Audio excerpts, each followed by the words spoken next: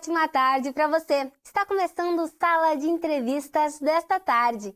E quem visita a gente hoje é a Lisa Antunes Carvalho, que é enfermeira intensivista, chefe da unidade de terapia do HU-FURG e membro da Comissão Permanente de Cuidados Paliativos. Seja muito bem-vinda.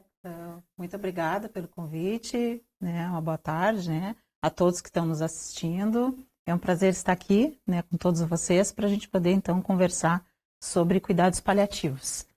Lisa, então, o que são os cuidados paliativos?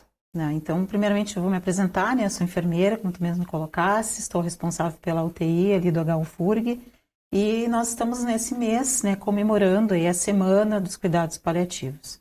Então, basicamente, os cuidados paliativos são uma forma de cuidar do sofrimento humano de uma forma digna, para que não haja dor, tanto física, espiritual e social.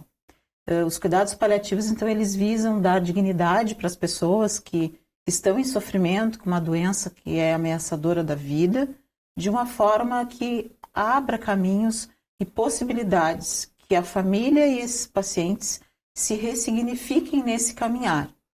Eu sempre digo assim, que os cuidados paliativos, os profissionais, eles auxiliam os pacientes a atravessarem um rio que é desconhecido.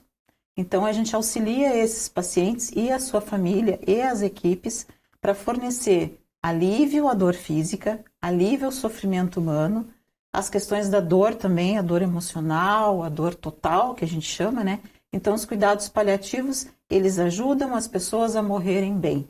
Porque a gente fala muito em viver bem, A gente geralmente fala, vamos viver bem, vamos nascer bem. Mas a gente também precisa saber lidar com a morte. E é um assunto que muitas vezes é pouco falado.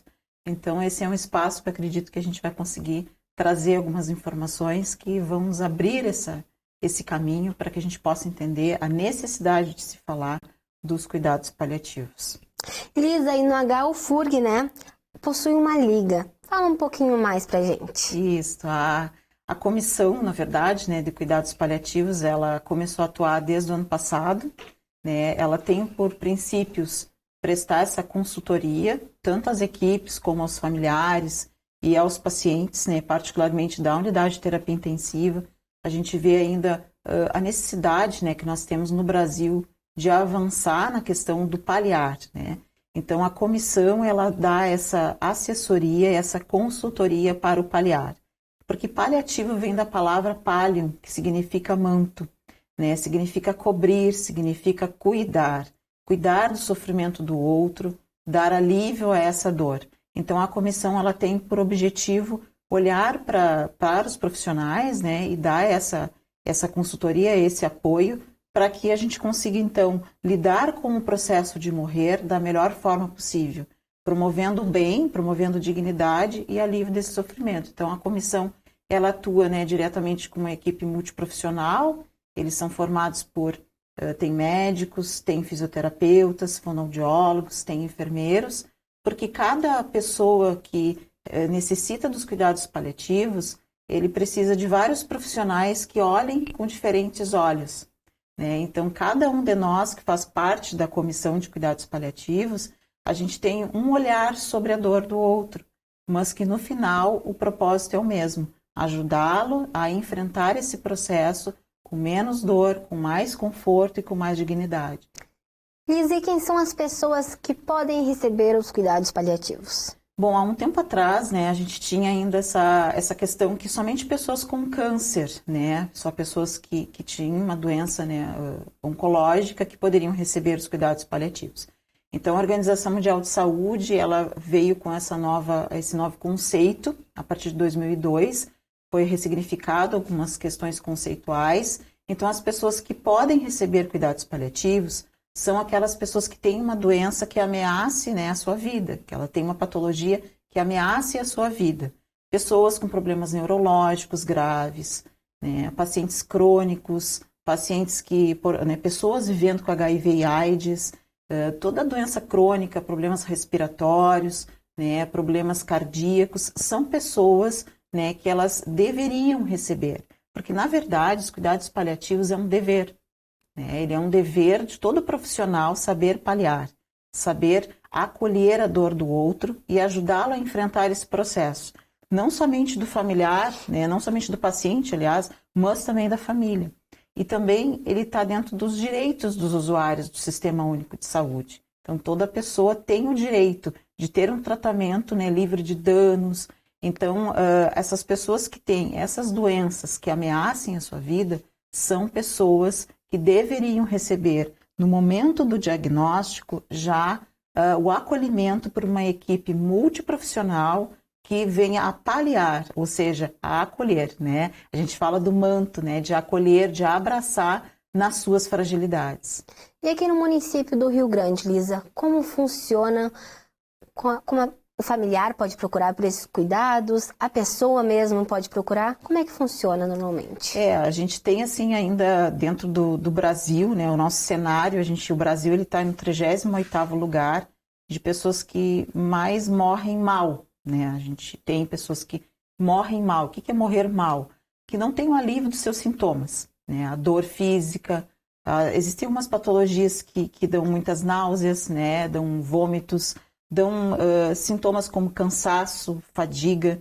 Então, essas pessoas que têm essas patologias, né, que são elegíveis, vamos dizer assim, usar essa palavra, e que deveriam já estar paliadas, recebem no diagnóstico, o sistema, a rede, na verdade, ela deve oferecer a educação. A gente acredita que através da formação dentro das universidades, né, principalmente as universidades federais, né, a gente sabe que o nosso princípio, universidades públicas, o nosso dever é formar, é dar essa devolutiva para a população através da educação. Então, dentro do SUS, como é que a pessoa poderia procurar? Não é, na verdade, que a pessoa procuraria. É dever de todo profissional, né, procurar esse conhecimento, a gente disseminar esse conhecimento para que no momento do diagnóstico de uma doença que ameace a sua vida, que ameace a sua dignidade, esses profissionais já estariam aptos, né, para oferecer os cuidados paliativos. Então, ainda é incipiente, a gente ainda é um país que está muito centrado, né, os grandes nichos que atuam em cuidados paliativos, os grandes serviços, né, de cuidados paliativos na região sudeste. O sul ainda não está no ranking assim tão expressivo, né? Então, nós atuamos como uma comissão. Então, no HU-FURG a gente ainda não tem, né? É um projeto do futuro, né? Uma unidade ou um serviço que ofereça à população. Pelotas, aqui do lado, a gente tem, né, o programa interdisciplinar de cuidados paliativos, temos o PID, estamos aí com o processo de construção do hospice, né, que é essa questão da hospedaria, que vem de acolhimento, mas, na verdade, as pessoas elas deveriam conhecer os seus direitos. Então, dentro do Sistema Único, a pessoa vai numa unidade básica de saúde, eu posso paliar. Se o médico ele dá um diagnóstico de uma doença crônica, irreversível, que ameaça a sua vida, ali nós já deveríamos saber paliar.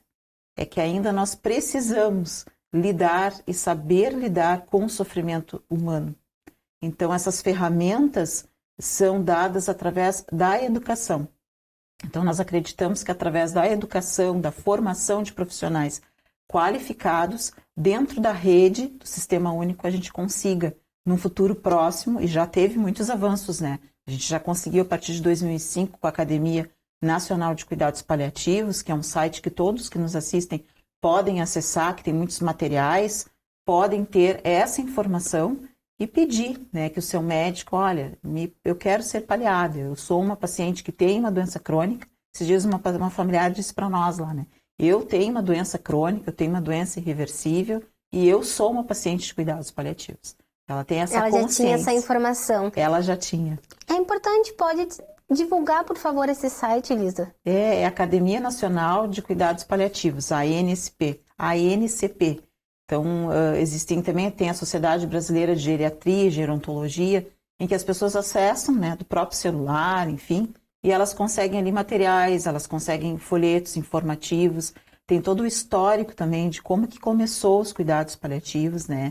A gente sabe que o pontapé inicial foi com a Cicely Saunders, né, que foi enfermeira, foi médica, foi assistente social, e ela começou com o hospice, vem da questão de hospedaria, né? de cuidar daquelas pessoas que passavam pelas cruzadas, nas guerras. Então começou aí. E a inquietude dela, e aí ela foi estudar medicina, foi que muitas pessoas têm a ideia de que estou em cuidados paliativos, não tem mais nada que se fazer. Então ela foi estudar medicina, porque ela viu que dentro da medicina, né, que a gente tem muito modelo biomédico arraigado, muitos colegas diziam, não, eu não tem mais nada que se fazer. Deu o diagnóstico e parou por ali. E em cuidados paliativos, essa é a mensagem, tem muito que se fazer. A gente tem muito que fazer pela família e muito que fazer pelos nossos pacientes. É importante, tu estava falando da família, né? Uhum. Como funciona a família nesse tratamento? Onde ela entra e como ela funciona? Então, assim, reforçando, os cuidados paliativos, eles não são realizados, né, o paliar por um profissional, são vários profissionais que realizam o paliar, que fazem os cuidados paliativos acontecer. Então, não é somente o médico, não é somente o enfermeiro, o fonoaudiólogo, o fisioterapeuta, o terapeuta ocupacional. Então, a nossa comissão ela é composta por todos esses profissionais. Então, não é somente uma classe, né? São todos. E também não se faz cuidados paliativos, não se oferece sem a participação da família. Que é essencial. Que é essencial. Todos nós sabemos, não sei se todos que nos assistem, a gente já passou por algum momento na família, por alguém que tenha tido, né, alguma patologia, alguma doença grave.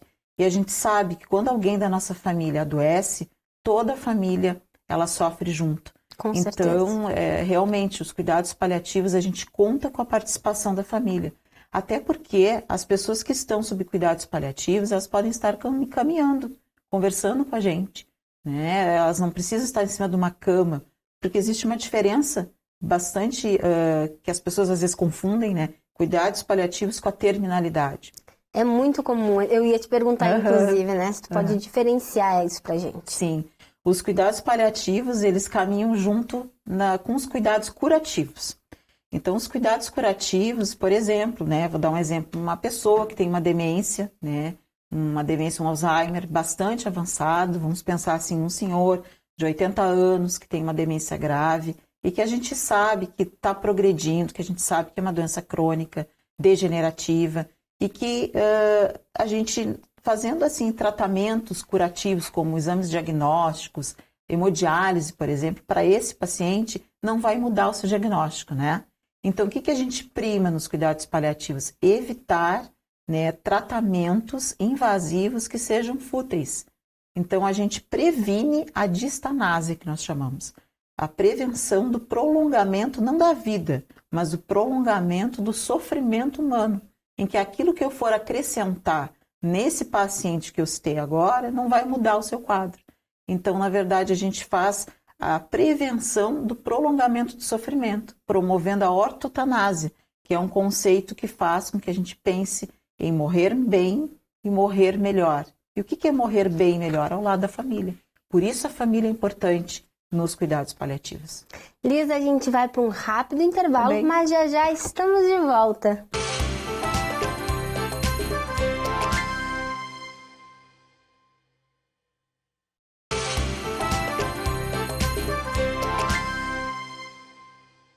Estamos de volta com Sala de Entrevistas na TV Farol. Hoje com a Lisa Antunes Carvalho, que é enfermeira intensivista, chefe da unidade de terapia do HU-FURG e membro da Comissão Permanente de Cuidados Paliativos. Lisa, eu quero te perguntar agora qual o paciente que é mais tratado dentro dos cuidados paliativos. Qual é a doença, né? Sim, Bruna. Geralmente a gente tem, assim, dentro da história, né, dos cuidados paliativos, a gente vê muito o benefício dos cuidados paliativos para os pacientes oncológicos. Por isso que, assim, no senso comum, né, na sociedade em si, a gente vê muito, quando se fala de cuidados paliativos, né, Bruno, já se fala para pacientes oncológicos. Mas muitas vezes a gente vê pacientes que sofreram um trauma, pacientes com insuficiência cardíaca, pacientes com doenças neurológicas graves, que são incapacitantes. Então, mas de uma forma geral, o que mais a gente percebe, né, o oferecimento dos cuidados paliativos são dentro da oncologia. Até por causa do sofrimento, a questão, né, da quimioterapia, a questão dos sintomas físicos estarem bastante presentes, né, as pessoas têm muitos efeitos colaterais das próprias antineoplásicos, da própria doença que se soma. Então, é muito mais expressivo, na verdade, diante do sofrimento do paciente com um câncer, se perceber os cuidados paliativos do que em outras frentes, em outros tipos de patologias. E ainda tratando sobre a oncologia, quais são os principais cuidados e como funciona? Dentro da oncologia é um serviço bastante especializado, né? Uns anos atrás eu tive a oportunidade de trabalhar. Eu não sou especialista em oncologia, né? Mas o que a gente percebe é que dentro dos cuidados, qual é os princípios? Porque os cuidados paliativos, eles não trabalham com protocolos, tá? Então não existe um protocolo único para todos os pacientes. Eles trabalham com princípios. Então a gente parte da ideia, o que não é cuidados paliativos? Cuidados paliativos não é eutanásia, até porque eutanásia é crime na legislação brasileira. Quando eu acelero a morte de alguém, quando eu utilizo de artifícios, coisas artificiais para acelerar a morte. Então, o que os cuidados paliativos não é? Não é a distanásia, né? É a prevenção do prolongamento do sofrimento. E o que o paliativo é? A ortotanásia. Deixar a morte seguir o seu curso natural. Aquele exemplo que eu te dei no início, do rio. É como se a gente tivesse agarrado na mão do paciente e ele tivesse que atravessar um rio. Geralmente nós, profissionais de saúde, nós somos formados e temos muitas vezes essa ansiedade de tentar decidir pelo paciente. Isso faz parte de todo profissional de saúde. A gente é treinado, capacitado para salvar vidas. A gente pouco fala da morte. E quando a gente fala da morte, é a coisa mais certa que vai acontecer com todos nós aqui. Mas como que eu vou passar por esse processo? Essa é a grande questão que se levanta nos cuidados paliativos. É como eu vou chegar nesse final de vida com dignidade, com menos dor. Então, num paciente oncológico, o que vai ser feito? O tratamento dos sintomas físicos. Então, ele começa nessa frente de cuidados. Então, eu não tenho como dar um suporte espiritual, social, até porque a Organização Mundial de Saúde diz que a saúde é o bem-estar social, biopsicossocial e espiritual, sem eu tratar das questões físicas. Porque você imagina você em cima de uma cama, sem poder caminhar, com dor. Eu acho que nenhum de nós aqui gosta de sentir dor, né? Ninguém quer sentir dor e morrer com dor, morrer longe da família, isso é morrer indignamente. Então, na oncologia, que foi a tua pergunta, se começa com o médico entendendo, né, os princípios da sedação, do alívio da dor. Então, na prescrição desse paciente, ele tem que entender quais são os antineoplásicos, quais são os efeitos colaterais. Geralmente se usa muitos coquetéis, combinações de quimioterápicos que eles reagem entre si e oferece um efeito colateral bastante grave, então é prevenção das náuseas, do cansaço. Às vezes o paciente está cansado, não é um cansaço mental nem espiritual, é físico. E essa fadiga ela precisa ser tratada. Então muitas vezes a gente diz, né, que nós profissionais nós nos acostumamos com a dor, mas não é que nós nos acostumamos com a dor, ainda estamos engatinhando em saber lidar com a dor. Então, dentro da oncologia, a principal questão é poder lidar com essa dor e saber, então, aliviar esses sintomas. Aí, todas essas pessoas que eu te comentei no outro bloco da comissão e dessa equipe que trata esse paciente, vai usar um óculos para tratar um olhar. O fonoaudiólogo com as questões dele, o fisioterapeuta com as questões dele, a enfermagem com a prevenção das feridas, a administração das medicações, sabendo os vasos sanguíneos que vai ser feito, enfim, é um cuidado multiprofissional. Liz, é importante tu reforçar sobre os princípios dos cuidados paliativos. Acho que os princípios, assim, em resumo, né, é fazer com que a gente promova no paciente esse alívio. Os princípios é a gente não usar de futilidade terapêutica. A gente precisa entender, principalmente dentro da unidade de terapia intensiva, eu acho que em todas as outras unidades que atuam com tecnologia, que a tecnologia, Bruna, ela veio para nos auxiliar. Cuidados paliativos não é contra a tecnologia. Os ventiladores mecânicos, os monitores, as máquinas de diálise, tudo são adjuvantes. Ele caminha, lá atrás, tu havias me comentado, junto com os cuidados curativos. Mas vai chegar um momento dos cuidados paliativos, ele vai se sobressair. que os cuidados curativos ele não vai fazer mais sentido. Não tem sentido eu ficar picando o paciente para coletar exame a todo momento, né? Fazer uma hemodiálise num senhor, por exemplo, de 89 anos, 90 anos, e está com uma doença progressiva, que ele não vai ter cura, aquilo ali não vai mudar o diagnóstico. Então, aí se sobressai os cuidados paliativos. E dentro dos cuidados paliativos, no dia a dia, a gente utiliza escalas também de avaliação. E uma delas é o PPS, que ele analisa, então, a performance desses pacientes. Então, como que a gente utiliza essas escalas? Sabendo da questão se o paciente consegue caminhar ou não caminhar. Então, existe uma porcentagem. Abaixo de 40%, 30% são aqueles pacientes que eles estão sob cuidados paliativos, Bruna, mas eles estão nos cuidados paliativos / final de vida. Eles estão se encaminhando para a terminalidade. E aí, então, a gente entra também para cuidar dele, da família e o luto. Porque depois que esse familiar parte, a gente tem uma família para cuidar. A gente tem uma dor para acolher.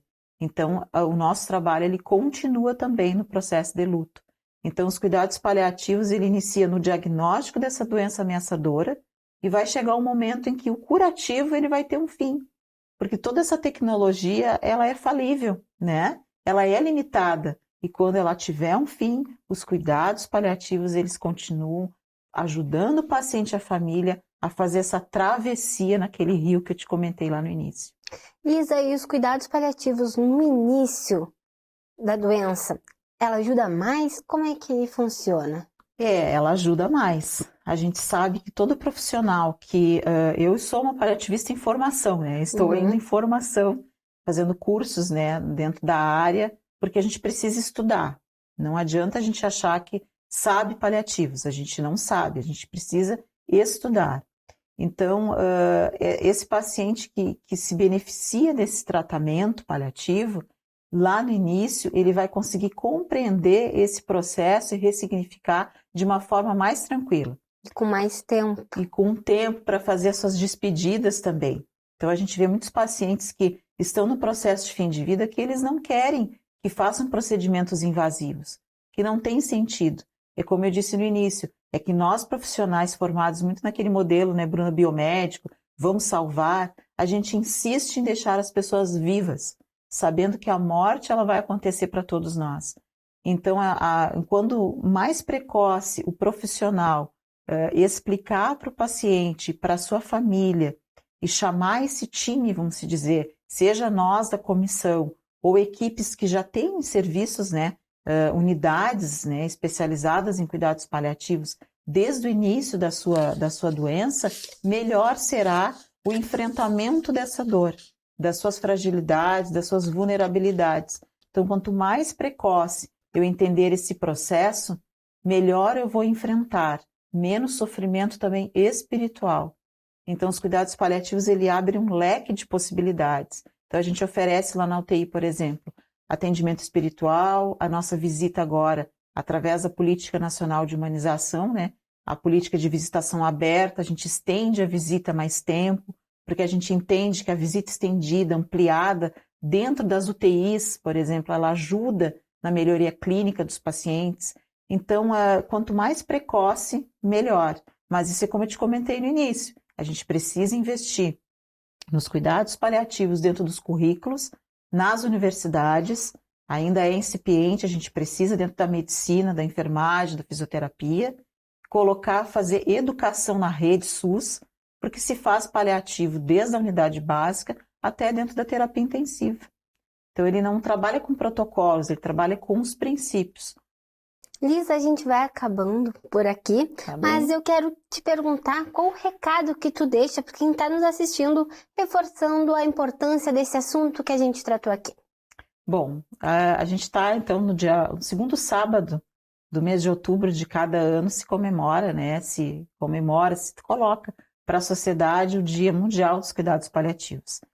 Esse ano 2022 o tema é Curando Corações e Comunidades, em alusão a tudo que se vem passando, que se passou, as pessoas que a gente perdeu, né, durante a pandemia, infelizmente, e também a alusão às pessoas que estão sendo perdidas na guerra da Ucrânia.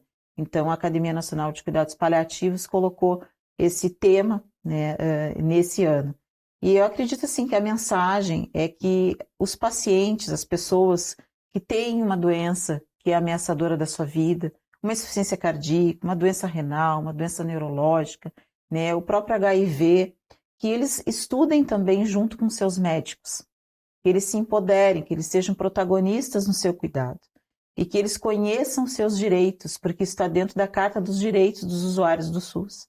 Isso está dentro dos direitos que todos nós temos de ter um processo de morte digna, livre de dor, livre de sofrimento, livre de procedimentos que vão prolongar esse sofrimento e principalmente junto da família. Eu particularmente, o dia que eu tiver que partir e vou partir, como todos nós, eu quero estar ao lado da minha família, com a mão dada com os meus filhos, sem dor e também ter a oportunidade, que nós não falamos, mas eu gostaria de deixar também para todos que nos assistem, nós temos as diretivas antecipadas de vontade, que é aquilo que a gente expressa, assim como as pessoas que doam órgãos também expressam para a sua família, que são diretivas, são desejos que eu tenho no fim de vida.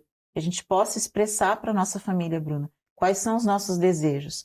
Quando a gente nasce, a gente ajuda tantas pessoas a nascer bem, que nós possamos também entender que a morte faz parte da vida e que nós sejamos instrumento, todos nós, até mesmo não profissionais, para que ajudar essas pessoas e a sua família a atravessar esse rio da forma mais tranquila possível. Conheçam seus direitos, conversem com seus médicos, conversem com as equipes, leiam, né, e que a gente possa, através deste e de outros programas, disseminar para a sociedade a importância de se falar de cuidados paliativos. Falar de cuidados paliativos é que nem falar de água. Ele é necessário.